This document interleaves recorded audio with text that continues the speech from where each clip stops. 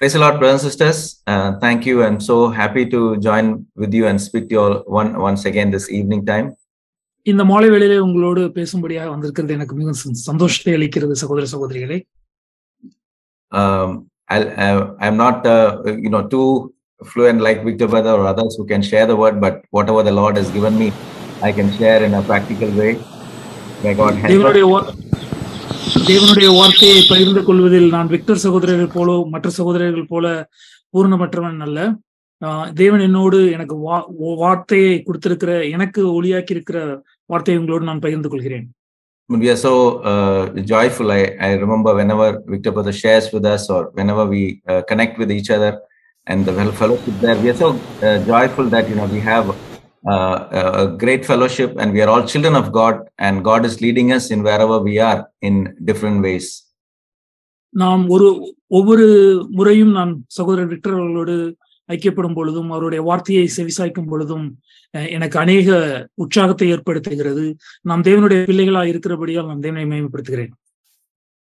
So we all know that in all of us we want our children to do the very best in whatever they do. If you ask any parents, they will say, yes, I want my children to do the very best in everything. நாம் எந்த ஒரு பெற்றோரிடம் கேட்டாலும் தன்னுடைய குழந்தை எந்த விதத்திலும் பள்ளியில இருந்தாலும் சரி எல்லா விதத்திலும் சிறந்த ஒரு இடத்தில் இருக்க வேண்டும் என்றுதான் பெற்றோர்கள் விருப்பப்படுவார்கள். In the same way, we know that the Heavenly Father also desires that we all spiritual children will do very good. அதே மாதிரி நம்மளுடைய ஆவிக்குரிய விஷயத்திலும் பரலோக தந்தை நாம் எல்லா விதத்திலும் நன்கு செயல்பட வேண்டும் என்றுதான் அவருடைய ஆசையா இருக்கும். In Genesis chapter 3 verse 15, when God created the children itself, God's desire is that in Genesis chapter 3 verse 15, ஆதியாகமம் 3:15 நான் பார்க்கிற வண்ணமாய் ஆண்டவர் அவருடைய பிள்ளைகளை படைக்கும் பொழுதும் கூட, and Genesis 1:26, let's first look at Genesis 1:26 where God says that God will bless them and said to them, be fruitful, increase in number, fill the earth and rule over everything God has created. நாம் முதலாவதாக ஆதியாகமம் 1:26 பார்ப்போம். பின்பு தேவன் நமது சாயலாகவும் நமது ரூபத்தின்படியேயும் மனுஷனை உண்டாக்குவோமாக, அவர்கள் சமுத்திரத்தின் மேல் மச்சங்களையும் ஆகாயத்து பறவைகளையும் மிருக ஜீவன்களையும் பூமிகளையும் அதன் மேல் பூமியின் மேல் ஊரும் சகல பிராணியும் ஆட்கொள்வார்கள் என்றார். தேவன் his children will rule over everything that he has created. ஆண்டவருடைய பிதாவாகிய தேவனுடைய விருப்பம், அவருடைய சித்தம் என்னவாய் இருக்கிறது என்றால், பூமியில் நடமாடும் பூமியில் இருக்கும் அனைத்து ஜீவன்களுக்கும் மனுஷன் அதை ஆட்கொள்ள வேண்டும் என்று தேவன் விரும்புகிறார். So, but we know that later man sinned and then he had lost the authority of ruling and Satan, he gave that authority to hand it over to Satan. நமக்கு நன்கு நாம் அறிவோம், மனுஷன் பின்பு பாவம் செய்து அவனுக்கு அந்த இருந்த அதிகாரத்தை இழந்து அந்த அதிகாரம் சாத்தானுக்கு ஒப்புவிக்கப்பட்டது. But we see that God making like a loving father who immediately does something to correct the children's mistake. Immediately we see that in Genesis chapter 3 verse 15, God is immediately making a solution for it by saying that that he will crush the head and strike his heel. That means I'll put an enmity between you and woman and between your offspring and hairs. There is going to be a son that will rise up and he will strike this enemy. நாம் பூமிக்குரிய தகப்பன்களா இருந்து நமது குழந்தைகள் ஒரு தவறு செய்யும் பொழுது எவ்வளவு துரிதமாய் செயல்பட்டு அதை சரி செய்ய விரும்புவோமோ அதே போல்தான் நமது பிதாவாகிய தேவனும் நாம் தவறு செய்து விழுந்து அவர் அந்த அதிகாரத்தை இழந்த பொழுதும் கூட உடனடியாக ஆண்டவர் இங்க உள்ள வந்து நாம் பார்க்கிறோம். ஆதியாகமம் 3:15, உனக்கும் ஸ்திரீக்கும் உன் வித்துக்கும் அவள் வித்துக்கும் பகை உண்டாக்குவேன், அவர் உன் தலையை நசுக்குவார், நீ அவர் குதிங்காலை நசுக்குவாய் என்றார். Yeah, so we know that through Jesus Christ how God made a plan to defeat Satan, and then now he is expecting to give all of his children also the same victory for all those who believe and follow this Jesus Christ. இந்த வசனத்தை அவர் எவ்வாறாக உண்மையாக்கினார்? இயேசு கிறிஸ்துவை அனுப்பி சாத்தானை நசுக்கி அவனிடம் இருந்த அதிகாரத்தை மீண்டும் பெற்றுக்கொண்டார். அதே வண்ணமாக நாம் ஒருவரும் வெற்றி வாழ்க்கை வாழும்படியாக தேவன் ஆசைப்படுகிறார். In 1 Corinthians chapter 10 verse 11, we need not take that one. It says that all the things that is written in the Old Testament it's like written as an example for all of us. நாம் நன்கு அறிந்தவாறு 1 கொரிந்தியர் 10:11 சொல்வது போல திருஷ்டாந்தமாய் பழைய ஏற்பாட்டில் உள்ள அனைத்து காரியங்களும் நமக்கு திருஷ்டாங்களாக வைக்கப்பட்டிருக்கிறது. So if we go through the Old Testament and see how God restored the people of Israel, we can, in our Christian walk, we can learn a lot of things from the way God dealt with them. நாம் பழைய ஏற்பாடு முழுவதுமாய் நாம் கடந்து சென்றோமானால் நாம் ஒரு காரியத்தை நன்கு உணர முடியும். எப்படி தேவன் உடனடியாக வந்து அவருடைய ஜனங்களை மீட்டு கொண்டார், ஒவ்வொரு தடவையும் அவங்க விழுந்து போகும் பொழுது எவ்வாறாக தேவன் மீட்டு கொண்டார் என்கிற ஒரு பாடத்தை நாம் நன்கு கற்றுக்கொள்ள முடியும். So we see that, first of all, we see later the people of Israel, they moved out, they became a big generation, but they were in slavery. And God did a deliverance for them from the slavery of sin. And we can compare this to our salvation, how God saved us from the slavery of sin. நாம் பழைய ஏற்பாட்டிலே பார்க்கிறோம், பழைய ஏற்பாட்டிலே அவர்கள் சென்று எகிப்திலே அடிமையாக்கப்பட்டு ஒரு அடிமைத்தனம் வாழ்க்கையில வாழ்ந்து கொண்டிருந்த பொழுதும் கூட ஆண்டவராகிய இயேசு கிறிஸ்து அவர்களை தேவன் மீட்டுக்கொண்டு வெளியே வந்தார். இதை நாம் எதோடு ஒப்பிட முடியும் என்றால் நம்முடைய ரட்சிப்புக்கு இதை நாம் ஒப்பிட முடியும். நாம் பாவத்திலே இருந்தோம், அதிலிருந்து தேவன் நம்மை மீட்டுக் கொண்டு இருக்கிறார். And second stage, we see that God's provision in the wilderness. God allowed the people of Israel to go through the wilderness, but we see even though they had to go through a lot of difficulties, God is providing everything in the wilderness. That we can compare to the life of discipleship. நாம் இரண்டாவதாக நாம் எதை ஒப்பிட்டு பார்க்க முடியும் என்றால், அவர்கள் அடிமைத்தனத்திலிருந்து மீட்கப்பட்டு வனாந்திரத்திற்குள்ளே தேவன் அவர்களை நடத்தினார். வனாந்திரத்திற்குள்ளே நடத்தும் பொழுது அநேக உபத்திரவங்கள், பாடுகள் இருந்தாலும் அதன் மத்தியில் தேவன் தப்பிக்கும் போக்கை உண்டு பண்ணியிருக்கிறார். அங்கங்கே அவர்களுக்கு வேண்டிய எல்லாவற்றையும் வைத்திருந்தார். அதை நாம் இப்பொழுது இருக்கிற நம்மளது வாழ்க்கைக்கு எப்படி ஒப்பிட முடியும் என்றால், எவ்வளவு உபத்திரம் இருந்தாலும் நம்மளுடைய சீஷத்துவ வாழ்க்கையை அது குறிக்கிறது. Yeah, later we see that they're entering a victorious promised land. They're entering the land of Canaan. That we can compare it to our victorious Christian life, which God wants us, all of us children now, to experience it. வனாந்திரத்தை கடந்து அவர்கள் எப்படி அவர்களுக்கு என்று நிச்சயிக்கப்பட்டிருந்த கானானுக்கு அவர்கள் பிரவேசித்தார்களோ, அதே போல் நம்முடைய புதிய உடன்படிக்கையில் ஆண்டவர் நமக்கென்று நிச்சயிக்கப்பட்டிருக்கிற வாழ்க்கையை ஆண்டவர் நமக்கு தர இருக்கிறார். In Luke chapter 10 verse 18 to 20, we see that Jesus himself is telling that how he wants to give the authority back to his children. He said that I saw Satan fall like lightning from heaven, but immediately next verse he says, I have given you authority to trample on snakes. So he is saying Satan is defeated, but in the new covenant to his disciples he is saying, I have given you authority. நாம் பார்க்கிறவனுமாய், லூக்காவிலே பார்க்கிறவனுமாய் தேவன் எப்படி சாத்தானுடைய அதிகாரத்தை உறிந்திருக்கிறார். Reference, can you give me the reference? Luke chapter 10 verse 18. லூக்கா 10:18-19 நாம் பார்க்கிறவனுமாய், சாத்தான் மின்னலை போல் வானத்திலிருந்து விழுந்திருக்கிறதை கண்டேன். இதோ சர்ப்பங்களையும் தேள்களையும் மிதிக்கவும் சத்தினுடைய சகல வல்லமையும் மேற்கொள்ளவும் உங்களுக்கு அதிகாரம் கொடுத்திருக்கிறேன். So the disciples here, God is immediately, Jesus empowering them to overcome all the enemy's ways, deceitful ways. சீஷத்துவ வாழ்க்கையிலே ஆண்டவர் நமக்கென்று அந்த பலனை கொடுத்திருக்கிறார். எந்த விதமான சாத்தானின் கிரியைகளை மேற்கொள்ள ஒரு பலனை தேவன் நமக்கு கொடுத்திருக்கிறார். In John chapter 16 verse 33 also, Jesus himself says that in the world you will have trouble, but don't worry, I have overcome the world. So Jesus was trying to tell that like, I am an example for you. You can follow me. That is like an example he was telling. தேவன் சொல்லியிருக்கிற வண்ணமாய், இந்த உலகத்திலே உங்களுக்கு உபத்திரவம் உண்டு. யோவான் 16:33 நாம் பார்க்கிறோம். ஆனாலும் திடன் கொள்ளுங்கள், நான் உலகத்தை ஜெயித்திருக்கிறேன் என்றார். So in spite of all these provisions, in spite of Jesus's promises, in spite of God telling his disciples everything, how come many people in the new covenant, they are not entering into this life? அநேக வாக்குத்தத்தங்களை கொடுத்திருக்கிறார், அநேக திருஷ்டாந்தங்களை வைத்திருக்கிறார். இருப்பினும் ஏன் அநேக மக்களால் இந்த வாழ்க்கைக்கு நேராய் நடந்து செல்ல முடியவில்லை? We can compare it with the life of people of Israel. God, they had seen a lot of miracles which God has done, and they saw with their eyes the unbelievable miracles which God has done. But still later, when it comes to a practical problem, they doubted. They were trusting in their feelings, and they did not have faith. இதை நாம் எனக்கு இந்த கேள்வியை கேட்ட பொழுது, Israel ஜனங்களும் தன்னுடைய சொந்த கண்களினாலே அநேக அற்புதங்களை கண்டார்கள். அவர்கள் கண்களால் பார்த்தும் அதை நம்பக்கூடாத அளவுக்கு இருந்த அற்புதங்களை கண்டும் கடைசி நாட்களிலே அவர்கள் விழுந்து போனார்கள். ஏனால் அவர்கள் அதை விசுவாசிக்கவில்லை. No, yes, that's correct. But whenever they had a problem, they immediately trusted on their feelings. That means if they did not get food, they said, "Oh, this is the greatest thing. We are going to walk by feeling," and they never walked by faith. அவர்கள் அதை கண்டும் அவர்கள் அதை விசுவாசிக்கவில்லை. ஏனென்றால் அவர்கள் ஒரு உணர்ச்சி வசத்திலே அவர்கள் வாழ்ந்து கொண்டிருந்தார்கள். ஒரு மன்னா வேண்டும் என்றால் சரி, ஒரு ஆகாரம் வேண்டும் என்றால் சரி, அவர்கள் அதை விசுவாசத்துக்கு பெற்றுக்கொள்ளவில்லை. So God wants us to, God allows us to move through some difficult situation so that, we will come out of our comfort zone. And when we face challenges also, we will not go by our feeling, but we will have faith. இதே வண்ணமாக தான் தேவன் நம்மளையும் கடினமான ஒரு சூழ்நிலைக்கு நேராக நடத்துவார். அந்த சூழ்நிலையிலே நாம் விசுவாசத்திலே நடக்க போகிறோமா அல்ல உணர்ச்சியிலே நாம் நடக்க போகிறோமா என்று தேவன் பார்ப்பார். We know that how this journey started for the people of Israel.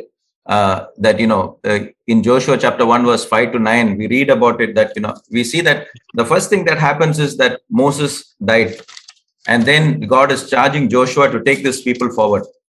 நாம் யோசுவாவிலே பார்க்கிற வண்ணமாய், யோசுவா 1:5 பார்க்கிற வண்ணமாய் அங்கே மோசே மரிக்கிறார். அதற்கு பின்பு யோசுவாவிடம் அந்த தலைமைத்துவம் மாறுகிறது.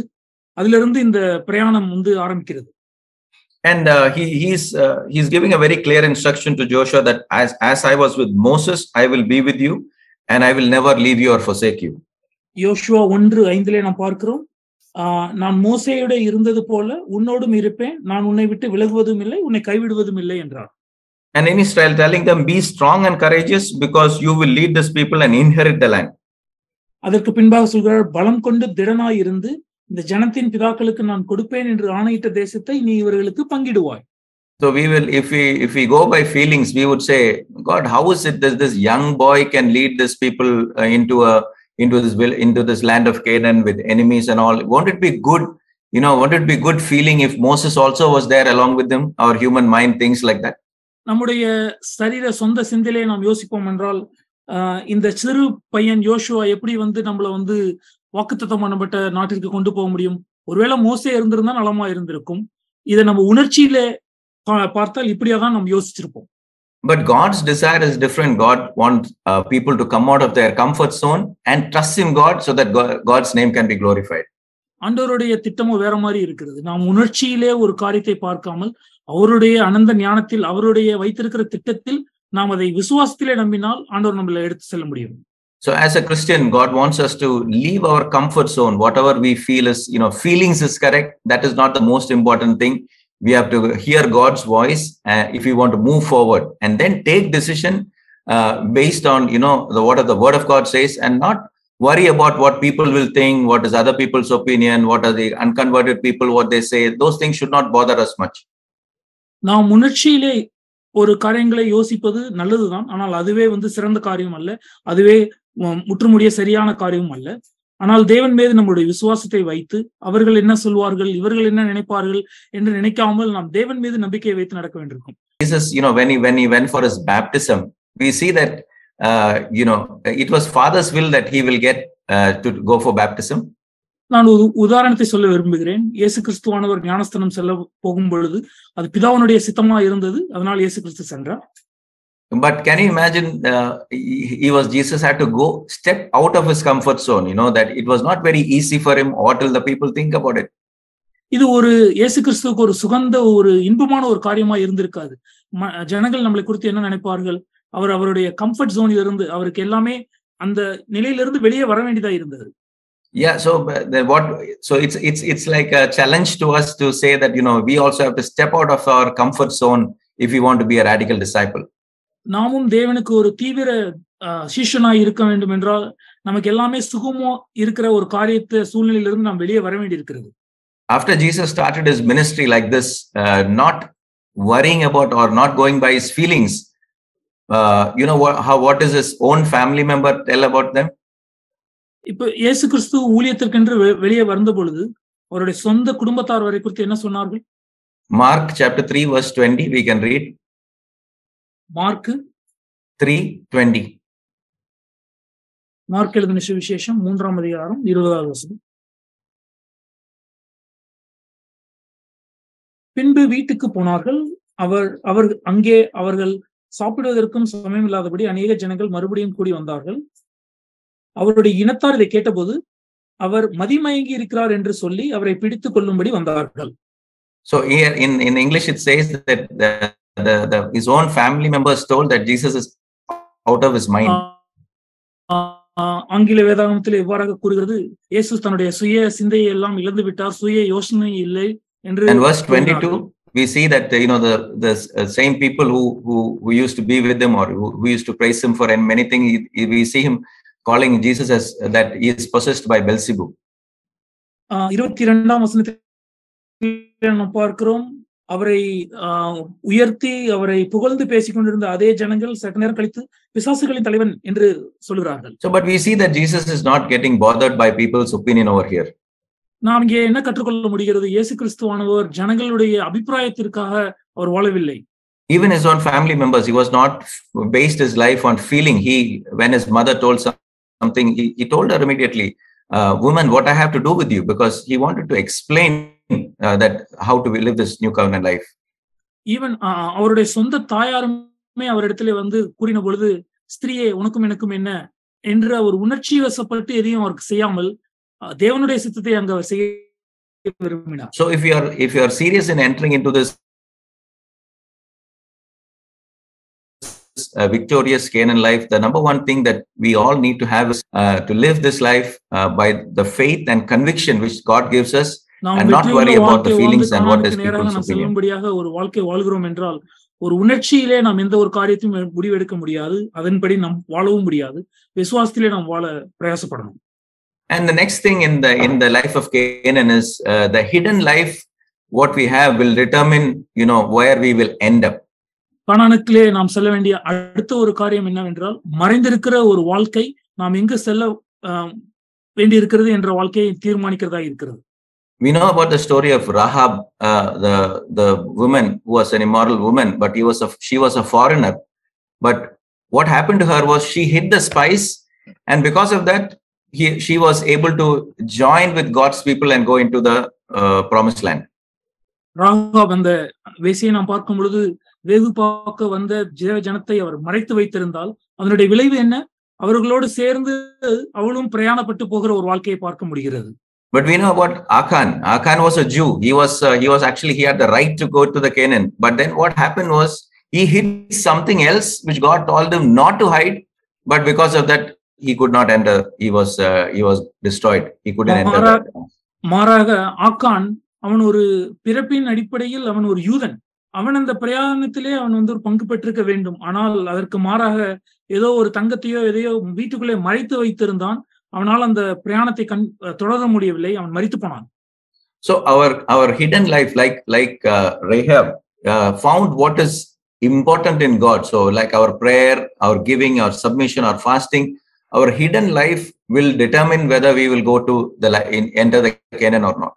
ராகாபனுடைய அந்த ரகசியமான வாழ்க்கை எவ்வாறாக இருந்ததோ அதே போலதான் நம்முடைய வாழ்க்கையிலும் ரகசியமாக இருக்கிற அடங்கி இருக்கிறதாக இருக்கட்டும், உபவாசித்து ஜெபிக்கிற காரியங்களா இருக்கட்டும், அதுதான் நம்மளை தீர்மானிக்க போகிறது.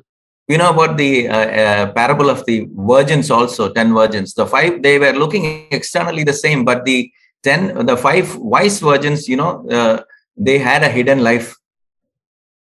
10 கன்னிகைகளை குறித்து நாம் பார்க்கும் பொழுது 10 பேரும் பார்க்கிறதுக்கு ஒரே மாதிரிதான் இருந்தாங்க. ஆனா ஒரு 5 பேருடைய வாழ்க்கை, அவர்களுடைய அந்தரங்க வாழ்க்கை வேறுபட்டு இருந்தது. Externally, the other 5 was looking exactly the same. They had the dress, they had the lamb, they were in the right group, they were in the, if you say that, they were in the same church, all of them were same, but they never had a hidden life.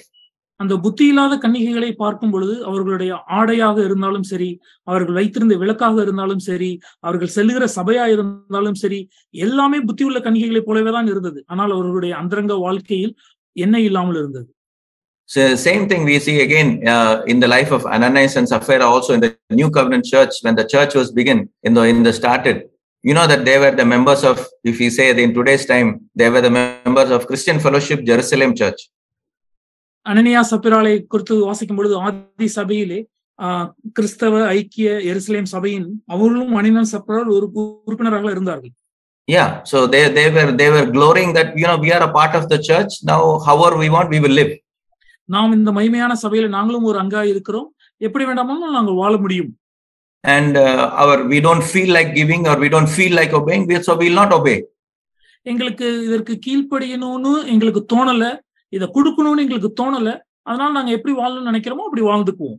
God's word is there. This one person who's standing up and saying he is a leader, but he is only a fisherman. We know that. But then why should I obey to somebody like that? Their attitude was like that. அவர்களுடைய மனப்பான்மை எப்படி இருந்தது என்றால், இவர் தேவருடைய தலைவர் என்று, ஜனங்களுடைய தலைவர் என்று சொல்லுகிறாங்க. ஆனா எங்களுக்கு பொறுத்த வரைக்கும் அவர் ஒரு மீன் பிடிக்கிறவர், இவருக்கு எப்படி நாங்க கீழ்ப்படிய முடியும்? So they were not serious about their hidden life, and we know that what happened to their end was a destruction. அவர்களுடைய அந்தரங்க வாழ்க்கையை குறித்து அவர்கள் கவனமற்று இருந்தார்கள். அவர்கள் எப்படி முடிவடைந்தார்கள் என்று நாம் அறிவோம். So even though they gloried in the fact that they belonged to Christian Fellowship Jerusalem, we know that they couldn't enter into the Canaan along with the others who had an overcoming life. கிறிஸ்தவ ஐக்கிய எருசலேம் சபையிலே இருக்கிறோம் என்று சொன்னாலும் அவர்கள் அந்த கானானிலே அவர்களால் பிரவேசிக்க முடியாமல் போயிற்று. So we have to, all of us, we have to keep on checking our hidden thoughts and attitudes, and anything that we have a doubt that we want to do, please double check with somebody you have fellowship. We have to make sure that, so that we will not make the mistake that these people have made. நாம் நம்முடைய வாழ்க்கையிலே நம்முடைய அந்தரங்க யோசனைகளையும் அந்தரங்க கிரியைகளையும் நாம் அடிக்கடி நாம் சோதித்து கொண்டு பார்க்க வேண்டும். ஏதான ஒரு சந்தேகம் இருந்துச்சுன்னா நம்ம கூட நடந்து செல்கிற இன்னொரு சகோதரர்களோடு அவர்களோடு ஐக்கியப்பட்டு அந்த காரியத்தை சரி செய்து கொண்டு நம்மளுடைய கானானுடைய பிரவேசத்தில் நாம் பிரவேசிக்க வேண்டியதா இருக்கிறது. But if you are not careful, if we rebel and if we disobey, then there will be consequences, and we won't be able to enter into this Canaan life which God has kept for us. அதற்கு மாறாக கீழ்ப்படியாமல் முரட்டாட்டம் செய்து கொண்டிருந்தோம் அப்படின்னா நம்மளால வாக்குத்தத்தம் பண்ணப்பட்ட கானானிலே நாம் பிரவேசிக்க முடியாது. And the third thing is that in Canaan life there is nothing free. மூன்றாவதாக நான் குறிப்பிட வேண்டிய காரியம், கானான் அந்த வாழ்க்கையிலே ஒன்றும் இலவசம் அல்ல. So in actually today's gospel, they are saying if you come to Jesus, you're going to get this, you're going to that, buy a big house, big car, many things you are going to get. This is a false gospel that we hear. இன்று கிறிஸ்தவத்திலே வெளியிலே நாம் கேட்கிற காரியங்கள், இயேசு கிறிஸ்துவினிடத்தில் நம்பிக்கை வைத்தால் ஒரு பெரிய வீடு கிடைக்கும், ஒரு பெரிய கார் கிடைக்கும், இதெல்லாம் போலியான உபதேசங்கள். But if we see carefully from the life of people of Israel, the moment they entered Canaan, God even stopped the manna that he used to give them. நாம் பழைய ஏற்பாட்டிலே நாம் பார்க்கிற காரியம், அவர்கள் வாக்குத்தத்தம் பண்ணப்பட்ட கானானுக்குள்ளே பிரவேசித்த பொழுது அந்த நாளிலிருந்து அவர்களுக்கு இலவசமாக கிடைத்த மன்னா கிடைக்கவில்லை. Yeah, they had to work. அவர்கள் கடினமாக உழைக்க வேண்டும். There was nothing was free in Canaan life. கானானிலே இருக்கிற வாழ்க்கை ஒன்றும் இலவசம் அல்ல. Today we also, even though we are born again and baptized, many of us, if we want the manna, we have to work hard and spend time with the word of God. இன்றும் ஞானஸ்தானம் பெற்று மறுரூபம் மனமாறி நாம் சபையில இருந்தாலும் இந்த வாழ்க்கை வேண்டும் என்றால் நமக்கு ஒன்றும் இலவசம் அல்ல, நாம் கடினமாக உழைக்க வேண்டியிருக்கிறது.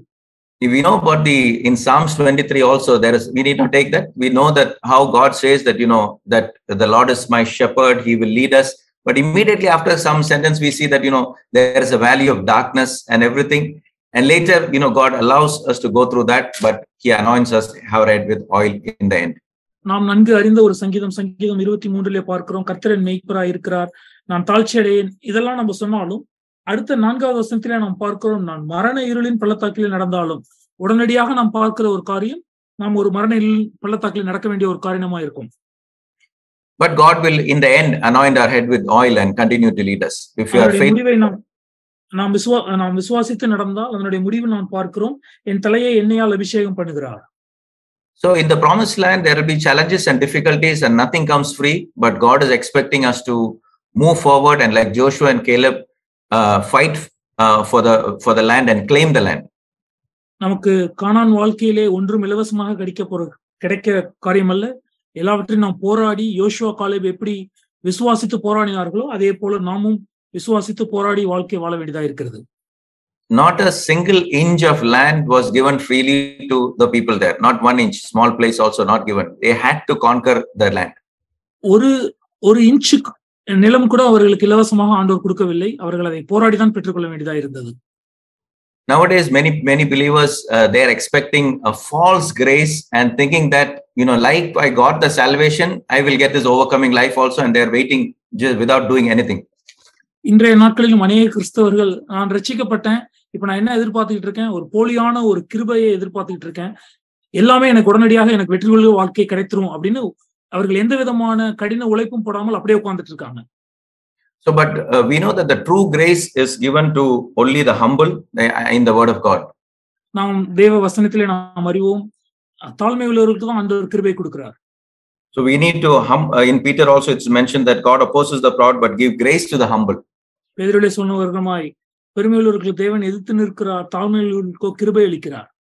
And then in verse chapter 1 Peter chapter 5 verse 10 it says that, and the God of all grace who called you to the eternal glory in Christ Jesus, after you have suffered a little while, will himself restore you and make you strong and firm and steadfast. The reference one. Yeah, 1 Peter chapter 5 verse 10.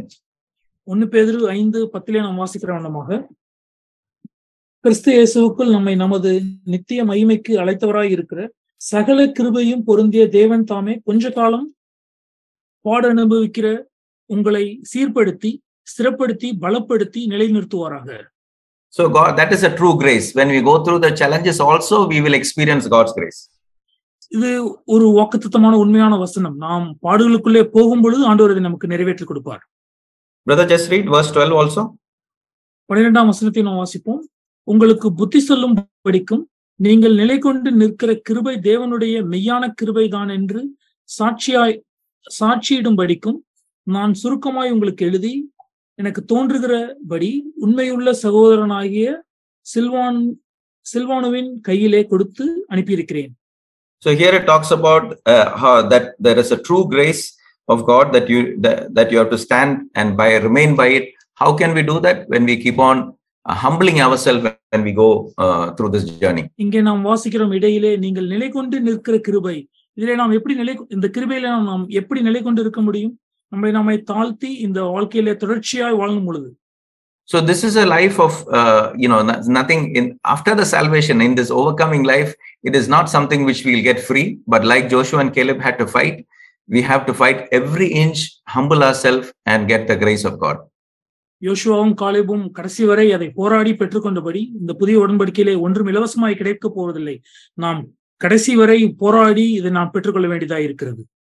And many brothers and sisters say that I'm born again and baptized, so now there is nothing for me to do. I am already in the church also.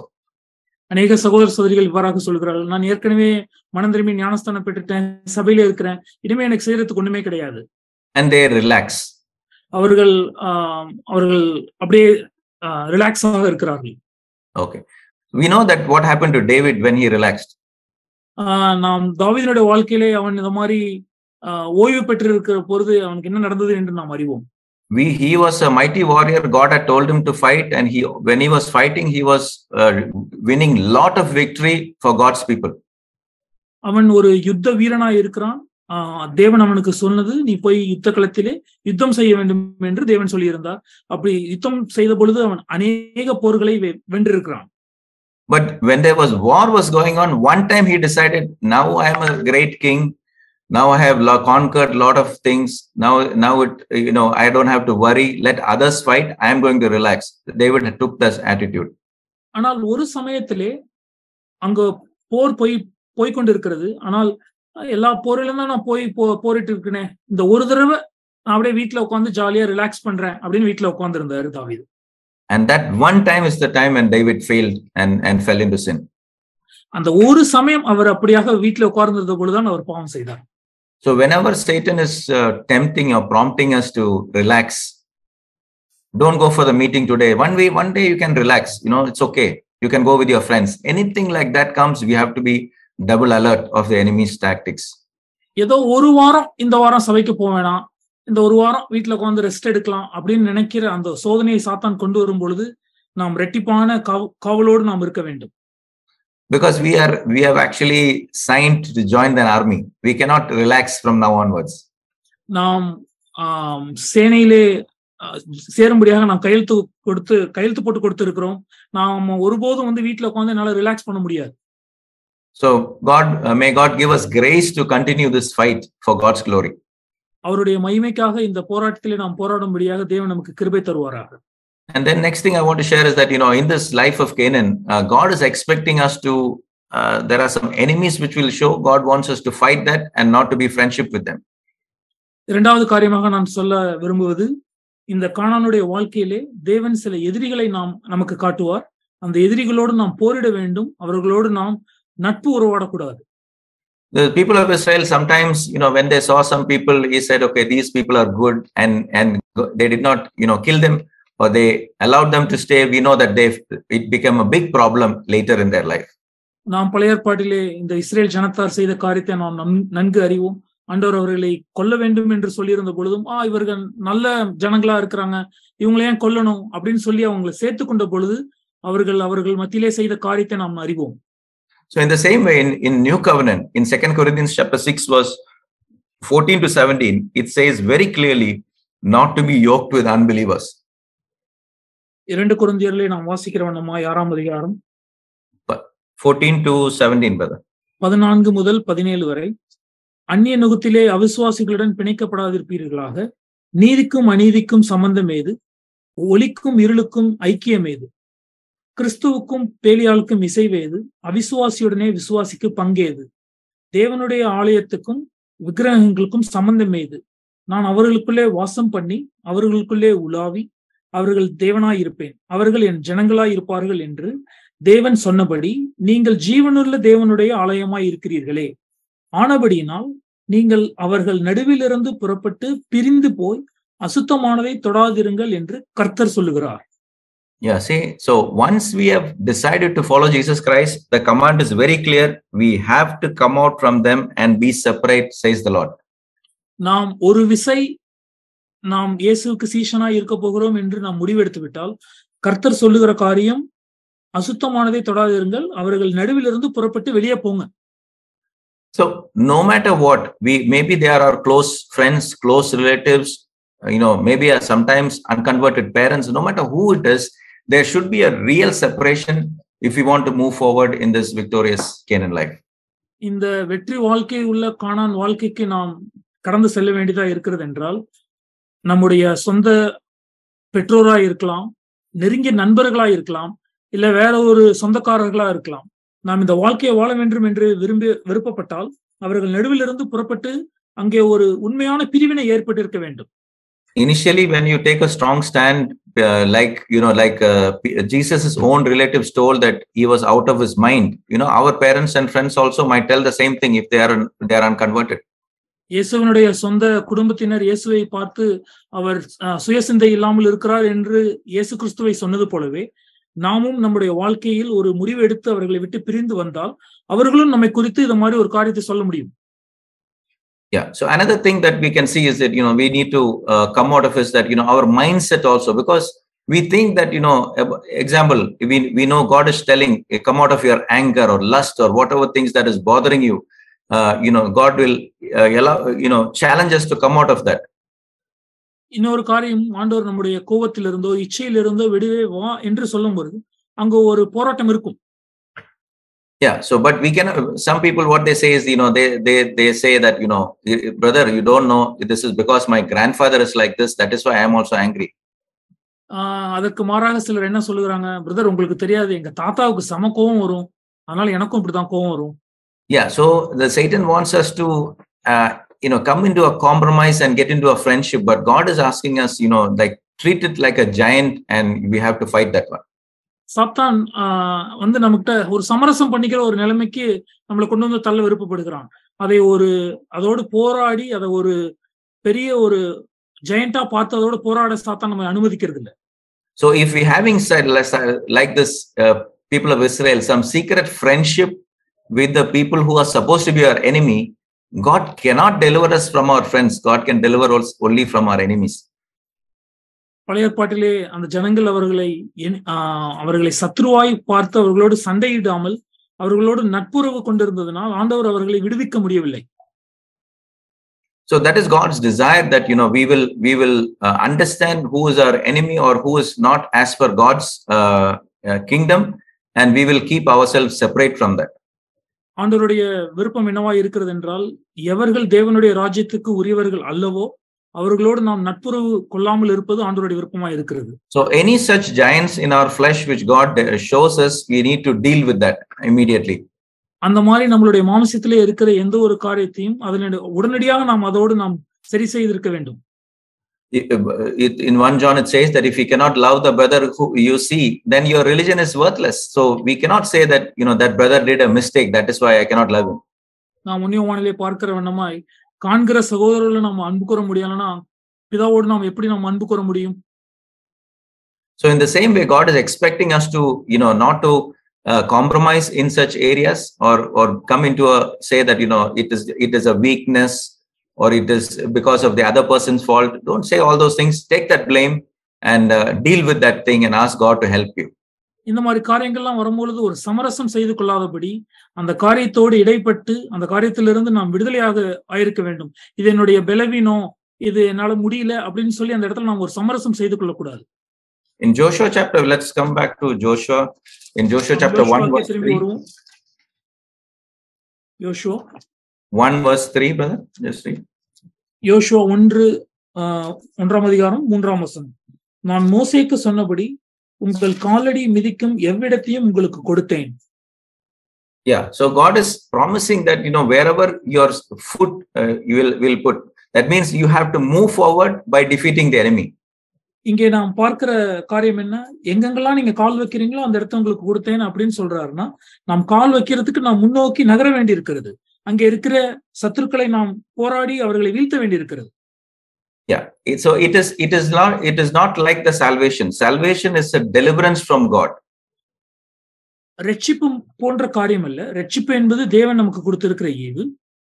But this is conquering the land by the power of God. So what God does in Canaan is he will empower us. ஆண்டவர் கானானிலே செய்த காரியம் என்னவென்றால், அந்த கானானியர் அந்த ஜெயிக்கிறதற்கு ஆண்டவர் நமக்கு திராணியையும் பெலனையும் ஏற்படுத்தி கொடுப்பார். Yeah, but we need to keep moving forward as per God's leading. ஆண்டவர் நம்மளை நடத்துற வண்ணமாகவே நாம் முன்னோக்கி நகர்ந்து செல்ல வேண்டியதா இருக்கிறது. Again I'll tell you, God doesn't deliver us in the promised land. நாம் இதை மீண்டுமாய் சொல்லுகிறேன், ஆண்டவர் நமக்கு வாக்குத்தத்தம் பண்ணப்பட்ட இடத்தை ஈவாக அருள்கிறதில்லை. But he will empower us to enter into the promised land. அந்த இடத்தை நாம் பெறுவதற்கு நமக்கு ஆண்டவர் பெலனை உற்பத்தி செய்து கொடுக்கிறார். For that we need to have the attitude of Joshua. அதற்கு நாம் யோசுவாவின் இடத்திலே இருந்த மனப்பாங்கை கொண்டிருக்க வேண்டும். He was very strict in obeying the word of God. ஆண்டவர் தனக்கு சொன்ன காரியங்களை கீழ்ப்படிவதற்கு மிகவும் பிரயாசப்பட்ட ஒரு யோசுவாவா இருந்தார். He prayed and spent time with the word of God. அவர் ஜெபித்து தேவனோடு நேரம் செலவு செய்தார். And whenever God told him to fight, he fought, even if it is more than 24 hours. The sun had to stop because he had to continue the fight. ஆண்டவர் அங்கே போய் சண்டையிடு அப்படின்னு சொன்னார்னா 24 மணி நேரம் கடந்தாலும் அவர் சண்டை போட்டுட்டு இருந்தார். சூரியன் ஸ்தம்பிச்சு நிக்கிற அளவுக்கு அவர் சண்டை போட வேண்டியதா இருந்தது. God killed the entire Pharaoh's army in the Red Sea in one moment. தேவன் செங்கடலிலே வரும்பொழுது பார்வோனுடைய முழு படையையும் கொன்று விட்டார். But Joshua had to fight his enemy one by one.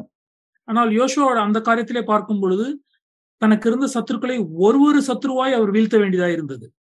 Now some people will say, brother, this is all for young people, brother. We are all very old. We are in the church for such a long time. Why should we get into this trouble? சிலர் வயதில் முதிர்ந்தவர்கள் சொல்லலாம், இதெல்லாம் வாலிபர்களுக்கு உண்டான காரியம் brother. நாங்க சபையில ரொம்ப காலம் இருக்கிறோம், நாங்க எதுக்கு இப்படிப்பட்ட ஒரு போராட்டமா போய் போராட வேண்டியதா இருக்கிறது? Okay, Joshua chapter 14. Joshua 14 verse 10 to 15. 10 15 வசனங்கள். You can read. 14 10 வசனங்கள். இப்போதும் இதோ கர்த்தர் சொன்னபடியே என்னை உயிரோடே காத்தார். இஸ்ரவேலர் வனாந்தரத்திலே சஞ்சரிக்கையில் கர்த்தர் அவர் வார்த்தையை மோசேயோட சொல்லி, இப்போது 45 வருஷம் ஆயிற்று. இதோ இன்று நான் 85 வயதுள்ளவன். மோசே என்னை அனுப்புகிற நாளில் எனக்கு இருந்த அந்த பெலன் இந்நாள் வரைக்கும் எனக்கு இருக்கிறது. யுத்தத்திற்கு போக்கும் வருத்தமாய் இருக்கிறதற்கு அப்போது எனக்கு இருந்த பெலன் இப்போதும் எனக்கு இருக்கிறது. ஆகையால் கர்த்தர் அந்நாளிலே சொன்ன இந்த மலைநாட்டை எனக்கு தாரும், அங்கே ஏனேக்கியரும் அரணிப்பான பெரிய பட்டணங்களும் உண்டென்று நீர் அந்நாளிலே கேள்விப்பட்டீரே. கர்த்தர் என்னோடு இருப்பாரானால் கர்த்தர் சொன்னபடி அவர்களை துரத்தி விடுவேன் என்றான். Yeah, so here we see that, that's enough. So here we see that, Caleb was 85-year-old, but he had the same spirit, and he told, that I will still fight. நாம் இங்கே வாசிக்கிறோம் 11ஆம் வசனத்திலே, யோசுவாவுக்கு 45 வருஷத்துக்கு முன்னாடி இருந்த அதே ஆவி இன்றும் இருக்கிறது. But he's already 85-year-old. இப்பொழுது 85 வயது ஆயிருச்சு. Caleb. கேலப்க்கு 85 வயது ஆயிடுச்சு. But he is telling, I will still fight. இப்ப சொல்றாரு, இருந்தாலும் நான் இப்ப வந்து சண்டை போடுறேன். And God, we know that God backs him up. நமக்கு தெரியும் ஆண்டவர் அவரை வந்து தாங்கி அவரை பின்னின்று தாங்க முடியும். Because he know what happened to the people who did not fight. In verse 8 it says, but my brothers who went up with me made the others' heart sink. They didn't want to fight. The brothers who didn't want to fight, we know that all that 600,000 people, God had to kill them and they did not enter the promised land. அவருக்கு காலேபுக்கு என்ன தெரியும் என்றால், அவருடைய சகோதரர் யாரெல்லாம் வந்து போரிட விருப்பம் இல்லாத இருந்தாங்களோ 6000 புருஷர்கள் வந்து மடிய வேண்டியதா இருந்தது. So he knew that. So he, even after 85 also, he is willing to continue the fight and claim what God had promised.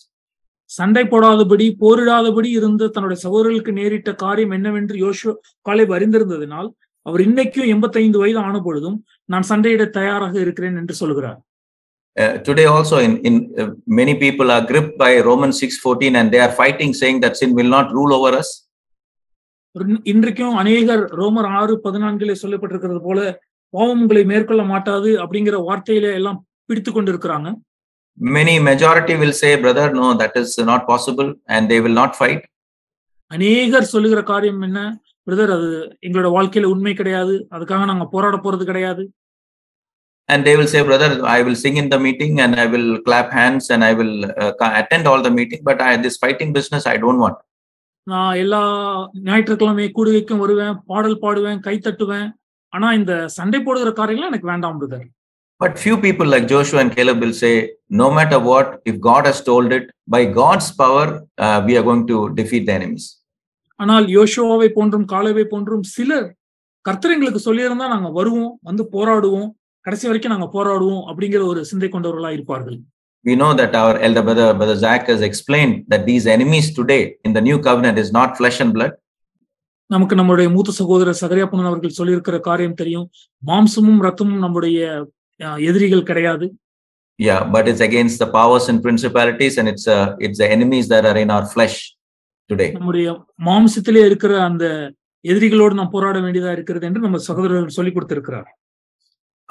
I just want to say in 2 Corinthians chapter 10 verse 5 and 6, one more enemy which is very, very powerful and strong, and many people are not able to face this enemy. இன்னொரு சத்ருவை குறித்து நான் காண்பிக்க விரும்புகிறேன். 2 கொரிந்தியரிலே இந்த எதிரியோடு அநேகர் சண்டையிட விரும்புவதில்லை. chapter 10 10ஆம் அதிகாரம் verse 5 and 6, 5ஆம் வசனம் 6ஆம் வசனம். 2 கொரிந்தியர் 10ஆம் அதிகாரம் 5-6 வசனங்கள். அவைகளால் நாங்கள் தர்க்கங்களையும் தேவனை அறிகிற அறிவுக்கு விரோதமாய் எழும்புகிற எல்லா மேட்டிமையையும் நிர்மூலமாக்கி எந்த எண்ணத்தையும் கிறிஸ்துவுக்கு கீழ்ப்படிய சிறைப்படுத்துகிறவர்களாய் இருக்கிறோம். உங்கள் கீழ்ப்படிதல் நிறைவேறும் போது எல்லா கீழ்ப்படியாமைக்கும் தக்க நீதியுள்ள தண்டனையை செலுத்த ஆயத்தமாய் இருக்கிறோம். So here we talks about the pretensions and the thoughts that are rising up against the knowledge of God. இங்கே நாம் வாசிக்கிற காரியம் நமக்கு தோன்றுகிற தேவனுக்கு விரோதமாய் தோன்றுகிற காரியத்தை குறித்து நாம் இங்கே வாசிக்கிறோம். So we need to deal with these thoughts. So these thoughts are coming in each person's heart individually. ஒரு நபருடைய இருதயத்திலே தோன்றுகிற இந்த சிந்தையை குறித்து நாம் ஒருவரும் அதனோடு போராட வேண்டியதா இருக்கிறது. And the word of God says that we demolish the arguments and pretensions that sets itself against the knowledge of God. இங்க தேவனுடைய வசனம் சொல்லுகிறது, தர்க்கங்களையும் அதோடு நான் வந்து போராடி நிர்மூலமாக்க வேண்டும் என்று வசனம் சொல்லுகிறது. And it's saying we have to take captive every thought and make it obedient to Christ. அடுத்து நாம் பார்க்கிறோம், எந்த எண்ணத்தையும் கிறிஸ்துவுக்கு கீழ்ப்படிய சிறைப்படுத்துகிறவர்களாய் இருக்க வேண்டும் என்று பார்க்கிறோம். So it is an individual responsibility that we'll take our own thoughts captive. இது நாம் ஒருவருக்கு இருக்கிறதான ஒரு பொறுப்பு. நம்மளுடைய சொந்த சிந்தையை நாம் சிறைப்பிடிக்க வேண்டியதா இருக்கிறது. Many people fail in this part of capturing that thought. They will get offended when somebody corrects them. அநேகர் இந்த காரியத்திலே தவறுகிறார்கள். யாரோ ஒருவர் அவர்களை சரி செய்யும் பொழுது அவர்கள் மனமுறிவு ஏற்படுகிறார்கள். And they get offended, or when they have a lot of assumption, I think this brother did not look at me, I think there is some problem with him, he is not open about it. அவர்கள் மனத்தாங்கல் அடைந்து விடுகிறார்கள். அவர்கள் என்னை சரியாய் பார்க்கவில்லை, என்னை எப்படி பார்க்கணுமோ அந்த விதத்துல பார்க்கல அப்படிங்கறத யோசிச்சு அவங்க மனத்தாங்கல் அடைஞ்சிடுறாங்க. I heard this sister speaking about me to another sister. I think that means they have a problem against me. இந்த சகோதரி என்ன குறிச்சு இன்னொரு சகோதரிகிட்ட இப்படியாக சொன்னதாக நான் கேள்விப்பட்டேன். அப்ப அவங்க என் மேல ஏதோ தவறா புரிஞ்சு கொண்டிருக்கிறாங்க. So many wrong assumptions and thoughts that is rising up, the enemy will put in somebody's mind, and the believers, they will immediately grab into that. சாத்தான் இத மாதிரி ஒரு சின்ன யோசனையை விசுவாசிகளுடைய சிந்தனையிலே வந்து விதைக்கிறான். அந்த சிந்தனையை நாம் அப்படியே பிடிச்சிட்டு உட்கார்ந்துக்கிறோம். And in the message there is a strong correction is coming, then immediately you'll say, I think the elder is targeting me today. ஏதோ ஒரு செய்தியிலே சகோதரர்கள் பகிர்ந்து கொள்ளும் போது ஒரு கடினமான வார்த்தையை பயன்படுத்தி சொல்லும் போது இன்னைக்கு பிரதர் வந்து எனக்குனே பேசுறாரு அப்படின்னு நினைச்சுக்கலாம். That could be the Holy Spirit convicting us to fight that battle and defeat the enemy that is inside. அதை நாம் எப்படியாக பார்க்க வேண்டும் என்றால், ஆவியானவர் நம்மோடு இடைப்பட விரும்புகிறார், அந்த காரியத்திலே நாம் மனம் திரும்ப வேண்டும் என்று ஆவியானவர் நம்மோடு இடைப்படுகிறார் என்று நாம் அதை பார்க்க வேண்டும். So if it is not as per the word of God, or if it is something related not to Jesus Christ, it is disobedient, we have to take that thought captive. தர்க்கங்களையும் நமக்குண்டான அந்த சிந்தனைகள் தேவனுக்குரிய சிந்தனைகளா இல்லாத எந்த சிந்தனைகளையும் நாம் சிறைப்பிடிக்க வேண்டியவர்களா இருக்கிறோம். The verse 4 says, the weapon we fight with are not the weapon of this world. That means we don't fight like and argue and rebel like the worldly people does. நாம் 4ஆம் வசனத்திலே பார்க்கிறோம், எங்களுடைய போராயுதங்கள் மாம்சத்துக்கு ஏற்றவர்களா இராமல். இதை எப்படி ஒப்பிடலாம் அப்படின்னா, நாம் சண்டை செய்கிற பொழுது, நாம் போராடுகிற பொழுது உலகத்தார் செய்கிற மாதிரி ஒரு முரட்டாட்டம் குணமுள்ள ஒரு எதிர்த்து பண்ணுகிற விதமா இல்லை. In our flesh, we might not agree what has happened or what is told by the elder or somebody who has corrected us strongly. But if the word of God is correct, if we humble ourselves, then God will help us to, capture this enemy and move forward in this Canaan land. நாம் சிந்திக்கிற விதமாய் சிந்திக்கும் பொழுது, ஒரு சகோதரன் நம்மளை சரி செய்யும் பொழுது, அது சரியில்லை நம்மளுடைய சிந்தை சொன்னாலும், அது தேவனுடைய வார்த்தையின்படி அவர்கள் நம்மளை சரி செய்திருக்காங்க அப்படின்னா, அதுக்கு நாம் இணங்கி அந்த சிந்தையை நாம் சரி செய்யும் பொழுது தேவன் நமக்கு ஒரு விடுதலை கட்டளையிட முடியும். Till the end of our life, this is going to be a major battle, because we'll hear the enemy's voice is saying, you stand up and fight for your right. You're going to hear that voice prompting again. நம்முடைய வாழ்க்கையின் முடிவு பரியந்தம் நமக்கு இந்த ஒரு போராட்டம் இருக்க போகுது. ஏன்னா நம்மளுடைய மாம்சம் என்ன சொல்லுதுன்னா, உனக்கு வேணும்னா நீ எந்திரிச்சு சண்டை செய்து நீ அதை பெற்றுக்கணும். That is why we know that we have heard that many people who are in our midst for a very long time, with a small word, got offended and left the church. இது அநேகர் நம்ம மத்தியிலே அநேக ஆண்டுகள் நம்மளோடு கூட இருந்தோம். ஆனா ஒரு சின்ன வார்த்தை அவர்களிடத்திலே சென்ற பொழுது அவர்கள் மனத்தாங்கல் அடைந்து நம்ம விட்டு பிரிந்து போயிட்டாங்க. Initially they would take it, but now later after 20 years they said, how dare this person talk to me after 20 years like this? ஆரம்ப காலத்திலே அவர்கள் அத மாதிரி ஒரு வார்த்தை அவர்களிடத்திலே போனும் பொழுது அவர்கள் அதை ஏற்றுக்கொண்டாங்க. ஆனா ஒரு 20 வருஷம் கழிச்சு சொல்றப்ப, என்ன குறிச்சு நீங்க இப்படி பேசலாம் அப்படின்னு சொல்லி மனத்தாங்கல் அடைஞ்சு போயிடுறாங்க. In their heart they feel, I also can share messages. அவங்களுடைய சிந்தையில என்ன தோணுது, நானும் பிரசங்கிக்க முடியும். I also have shared the gospel and reach out spread this truths to many people. நானும் சுவிசேஷத்தை சொல்லி அநேகரை தேவனுக்கு நேரா நடத்த முடியுது. I am also in the church for 20 years. நானும் சபையில 20 வருஷமா இருக்கேன். How nobody should speak to me anything. என்கிட்ட யாரும் வந்து இப்படி எல்லாம் பேசக்கூடாது. So in that way, what happened is because of his own heart condition, he's not able to captivate that thought that is rebelling, rising up inside him. அவன் தங்களுடைய சொந்த சிந்தையில அவங்க பெருசா இருக்கிறதுனால இந்த மாதிரி ஒரு சிறிய சிந்தை, முரட்டாட்டம் உள்ள சிந்தை இப்படி எழும்பொழுது அதை அவர்களால் சரி செய்ய முடியவில்லை. Demas was like this. He was a very close co-worker of Paul, but then he said, "Who's this Paul? Why should I submit to this guy? Let me start my own ministry." And he went away. தேமாவும் இப்படிதான் இருந்தார். பவுல் கூட உடன் ஊழியக்காரரா இருந்தார். ஆனா ஒரு சூழ்நிலை வரும் பொழுது, யார் பவுல், நான் தனியா ஊழியம் செய்ய முடியும்னு போயிட்டார். And we know that he loved the world and he left the work which God was doing, and we don't hear anything about him after that.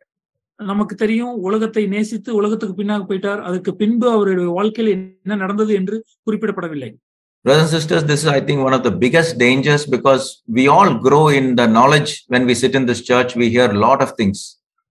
சகோதர சகோதரிகளே, நமக்கு இருக்கிற அபாயம் என்னன்னா, நம்ம அநேக சத்தியங்களை கேட்கறதுனால நம்மளுடைய அறிவு பெருத்து இருக்கிறது. So we think that, now we are also somebody and nobody should say anything to us. And when somebody says something small, we can get upset about it. அதனால நாம் என்ன நினைக்கிறோம், என்னை குறிச்சு யாரும் எதுவுமே சொல்லிடக்கூடாது. ஒரு சிறிய காரியத்தை குறித்து நம்ம இடத்துல நம்ம யாராவது சொல்றாங்க அப்படின்னா அதை குறித்து புண்பட்டு நாம் மனத்தாங்கள் அடைஞ்சு போயிடுறோம். Yeah, then so if we captivate this, if we understand this is one of the major enemy, then we will deal with it. We will humble ourselves and we will ask God's Holy Spirit to deal with such any high thoughts that is rising inside us. இது மிகப்பெரிய ஒரு சத்ரு என்று நாம் புரிந்து கொண்டு, அப்படி எந்த ஒரு சிந்தை எழும்பொழுதும் அந்த சிந்தையை நாம் சிறை செய்து அதை ஆட்கொள்வோமானால் ஆவியானவர் நமக்கு உதவி செய்வார். In the other list of enemies, we know that it's mentioned in Galatians chapter 5 verse 19. We need not read that. Please meditate it later, and we can examine in our own life if any of such enemy we are having a friendship with them. கொலோசியர் 5:19 நாம் வாசிக்கிறோம். Yeah, Galatians 5:19, brother. Can you repeat it, sir? Yeah, Galatians 5:19. Yes, verse, go on to that. Yeah, in Galatians 5:19 we read about the other enemies that we have to face. Yeah, கலாத்தியர் 5:19 நாம் வாசிக்கிறோம், மாம்சத்தின் கிரியைகளை பற்றி நாம் வாசிக்கிறோம். Yeah, so these are the other enemies that we have to face. இதுதான் மற்ற மீதமான சத்துருக்கள், இவைகள் தான் இங்க இருக்கிற காரியங்கள் தான். We have to examine and see that do we have friendship with any of these enemies. இந்த சத்துருக்களோடு எந்த சத்துருக்களோடாவது நமக்கு நட்புறவு இருக்கிறதா அப்படிங்கறத நாம் பார்த்து கொள்ள வேண்டும். Yeah, if it is sexual immorality, that is our enemy. We have to fight it, not be friendship with that. விபச்சாரமா இருக்கட்டும், வேசித்தனமா இருக்கட்டும், இந்த மாதிரி காரியங்களா இருந்தா அதனோடு நாம் நட்புறவு வைத்திருக்கிறோமா, இல்ல அதோடு நாம் போராடி கொண்டு அதை ஒதுக்கி தள்ளுகிறோமா என்று நாம் பார்க்க வேண்டும். Yeah, discord, if it is discord or jealousy, we have to fight that enemy. பொறாமையா இருக்கலாம், பொறாமையான காரியமா இருந்தா அதோடு நாம் நட்புறவு வைத்திருக்க கூடாது, அதோடு சண்டை செய்து அதை ஒதுக்கி வைக்க வேண்டும்.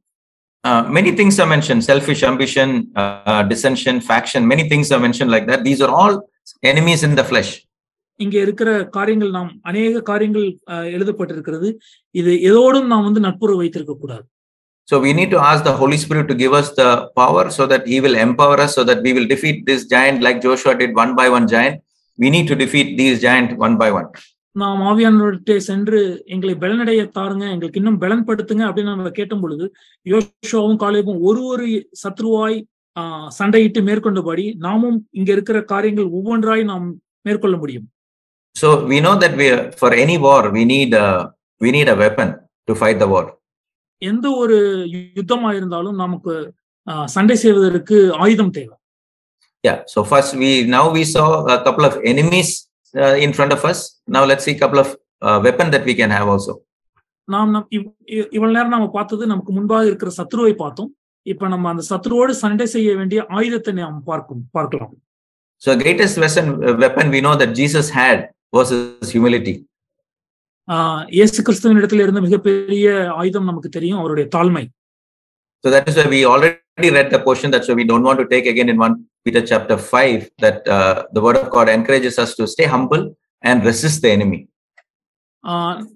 1 பேதுருவில் நாம் வாசிக்கிற பொழுது கீழ்ப்படி தாழ்மையா இருந்து சத்ருவை எதிர்த்து நில்லுங்க அப்படின்னு நம்ம பார்க்கிறோம். Yeah, so that the greatest weapon that we can have is the humility that we need to continue in all the days of our life. நாம் வாழ்க்கையில் முடிவு பரியந்தம் நமக்கு தாழ்மை என்ற ஒரு மிகப்பெரிய ஆயுதம் நமக்கு தேவைப்படுது. And then second is a submission that we need to have. Submit to God and then resist the enemy. That's what the word of God says. இரண்டாவது காரியம், தேவனுக்கு கீழ்ப்படிந்து சத்ருவை எதிர்த்து நில்லுங்கள். That is again, what you mean by submit to God is submit to God's authority also. தேவனுக்கு கீழ்ப்படிகிறதுனா என்ன? தேவன் வைத்திருக்கிற அதிகாரத்திற்கு கீழ்ப்படிவது.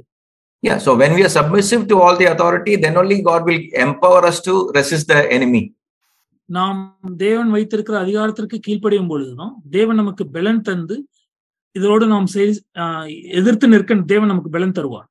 Again in Ephesians chapter 6 verse 11 to 18, I don't want to take that, please read it later, that God mentions that, for us to fight, what we need is a full armor of God. We all know about these things. நாம் எபேசியர் 6 வாசிக்கிற வண்ணமாய் நமக்கு வேண்டியதான ஆயுதங்கள் என்னென்ன அப்படிங்கறத நாம் வாசிக்கிறோம். That is all the armor of God. We need to wear all that to have the truth and the faith and all those things that we need to have.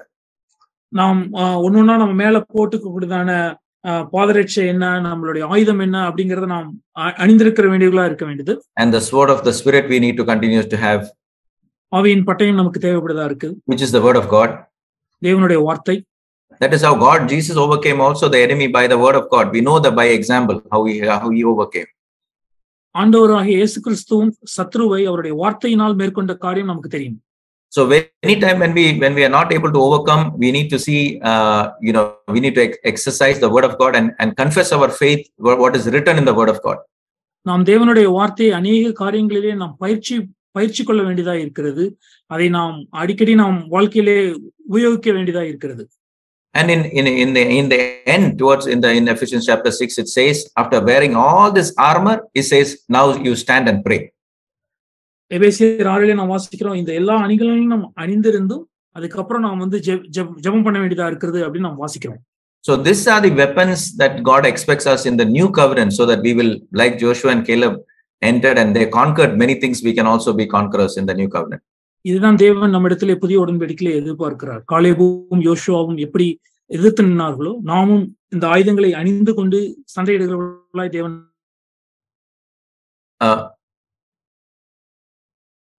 Brother, can you hear me? Yes, brother. I think there was some break. Yeah, there was a small break. Okay. So we see that, but in Christian life, we have to examine, are we really fighting this battle, or are we like a spectator on the side? நாம் நம்முடைய கிறிஸ்தவ வாழ்க்கையை நாம் நிஜமாவே நாம் போராடி கொண்டு இருக்கிறோமா, இல்ல அந்த போரை வெளியில நின்று வேடிக்கை பார்க்கிறோமா அப்படிங்கறத நாம் அடிக்கடி நாம் நம்மளை நாமே பார்த்துக்கொள்ள வேண்டியதா இருக்கிறது. Do we have the attitude, okay, let the elders and those responsible people, let them fight, I will sit in the side and relax and attend the meeting? So we have that attitude. நமக்கு இப்படி ஒரு மனப்பான்மை இருக்கிறதா அப்படின்னு நம்ம யோசித்து பார்க்கணும். மூப்பர்களும் சபையில பொறுப்பா இருக்கிற சகோதரர்களும் இந்த சண்டையை செய்யட்டும், நான் சும்மா அப்படி ஓரமா உட்கார்ந்து பாக்குறேன் அப்படிங்கிற மனப்பான்மை நமக்கு இருக்கா? So God is looking for disciples who will continue to fight so that he can build the church. தேவன் எதிர்பார்க்கிற சீஷர்கள் யாருன்னா, இந்த சண்டையை, இந்த யுத்தத்தை செய்கிற ஒரு சீஷர்களை தான் தேவன் எதிர்பார்க்கிறார். அவர்கள் மூலமா தான் சபையை கட்ட முடியும். During Paul's time, Paul could find out one co-worker who was very committed. He is like Timothy. He challenged him to say, Timothy, you fight the good fight of faith. Timothy, பவுலுடைய உடன் வேலையாட்களா இருக்க Timothy, அவர் என்ன சொல்றாருன்னா, நல்ல போராட்டத்தை போராடின அப்படின்னு திமோத்தியை குறித்து அவர் encourage பண்றாரு. In Numbers chapter 14 verse 24, we read about God attesting about Caleb. We'll just read that portion. Numbers chapter 14 verse 24. என்னாகமம் 14:24. Let's see what is God's attestation about Caleb. கேலேபு குறித்து ஆண்டவர் கொடுக்கிற முத்திரை என்ன?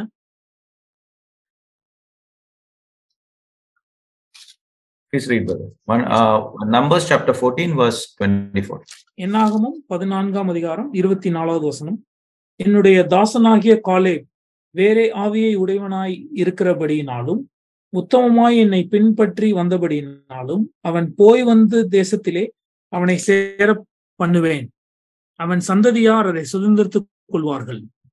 Yeah, so God's attestation is that, see, he is in the same congregation, but God is saying, no, my servant. See, God is attesting Caleb as his servant. He is a different spirit. அதே கூட்டத்திலே Caleb இருந்தாலும் ஆண்டவர் காலேபை குறித்து சொல்லுகிற காரியம், என்னுடைய தாசன், அவன் வேற ஒரு ஆவியை உடையவனா இருக்கிறான் அப்படின்னு சொல்லி காலேபை குறித்து முத்திரை செலுத்துகிறார். The majority was not interested in fighting, was complaining, murmuring, grumbling and all those things, but he's saying, no, my servant is different. அந்த கூட்டத்திலே இருக்கிற அநேகர் சொல்ற காரியம் முறுமுறுக்கிறது, எங்களுக்கு இதுல சண்டை செய்ய விருப்பம் இல்ல, முணுமுணுத்துட்டு இருக்காங்க. ஆனா காலேபை பாரு, இவனுக்கு இருக்கிற ஆவி வேற ஒரு ஆவி, இவன் என்னுடைய தாசன் அப்படின்னு சொல்லி ஆண்டவர் முத்திரை கொடுக்கிறார். So God uses these two people who are willing to stand up for him, like Joshua and Caleb, and say, okay, now these two people is an example, and through them we are going to lead God's people in the same way. In the new covenant also God is expecting us.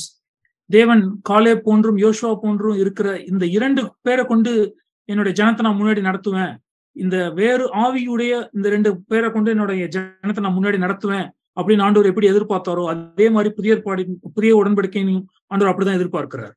So we also can get challenged by the life of these two people and see how was they different? How did they have a relationship with God, and how they had a faith that is different from these people? இவர்களுடைய வாழ்க்கையை குறித்து நாமும் challenge பண்ண முடியும். இவங்க ரெண்டு பேரும் எப்படி இப்படி ஒரு விசுவாசம் கொண்டிருந்தாங்க, மத்தவங்களை காட்டிலும் இவங்க ரெண்டு பேரும் எப்படி வேறுபட்டு இருந்தாங்க. In one more last verse I want to read in 1 John chapter 5 verse 4. 1 John chapter 5 verse 4. 1 யோவான் 5:4. It says that for everyone born of God overcomes the world. This is the victory. தேவனால் பிறப்பதெல்லாம் உலகத்தை ஜெயிக்கும். This is the victory that has overcome the world, even our faith. நம்முடைய விசுவாசமே உலகத்தை ஜெயிக்கிற ஜெயம். Yeah, so Jesus told that don't worry, I have overcome the world. ஆண்டவர் சொல்லுகிறார், நான் ஏற்கனவே உலகத்தை ஜெயிச்சிட்டேன். So, and God, as children, as I told in the beginning, that as Father expect the children to overcome, Jesus is expecting, saying that this is the victory that has overcome the world, even our faith. So with faith we also can become overcomers. நான் ஆரம்பத்திலே சொன்ன மாதிரி எந்த ஒரு பூமிக்குரிய தகப்பனும் தன்னுடைய குழந்தை நல்ல செய்யணும், நல்ல மார்க் எடுக்கணும் அப்படின்னு ஆசைப்படுற மாதிரியே தான் பிதாவாகிய தேவனும் விருப்பப்படுறது. இந்த உலகத்தை நான் ஜெயிச்சிருக்கிறேன், விசுவாசத்தினாலே நீங்களும் இந்த உலகத்தை ஜெயிக்கணும். So how is that possible? We know that Jesus defeated the enemy on the cross and he has overcome. So when we have the faith in Jesus Christ, he will help us also to overcome. கல்வாரியிலே விசுவாசமானவனை முறியடித்திருக்கிறார், அவர் மேல் நாம் விசுவாசம் கொள்ளும் பொழுது நாமளும் அவனை ஜெயிக்க முடியும். So that is God's desire for all of us, that we will also be overcomers. Don't look at the majority and get discouraged. இதுதான் தேவனுடைய வாஞ்சையா இருக்கிறது. நாம் அநேகரை சுற்றி பார்த்து நம்முடைய வாழ்க்கையை நாம் விடாய்த்திடக்கூடாது. ஆண்டவர் மேல விசுவாசம் கொள்ளுகிறவர்களாய் இருந்து நாம் ஜெயிக்க வேண்டியவர்களாய் இருக்கிறோம். Be like Joshua and Caleb. Let's all pray for one another and strengthen one another. Let us be with a different spirit like Joshua and Caleb and have faith in God so that we also will be overcomers. யோசுவாவை போலும் காலேபை போலும் வேறு ஆவியுடையவர்களாய் இருந்து ஒருவருக்காக ஒருவர் ஜெபித்து நாம் இந்த போராட்டத்தை போராடுகிறவர்களாய் இருப்போம். May God help all of us. தேவன் நம் ஒருவருக்கும் கிருபை செய்வாராக. Amen. Amen. Thank you. Thank you, brothers. Thank you.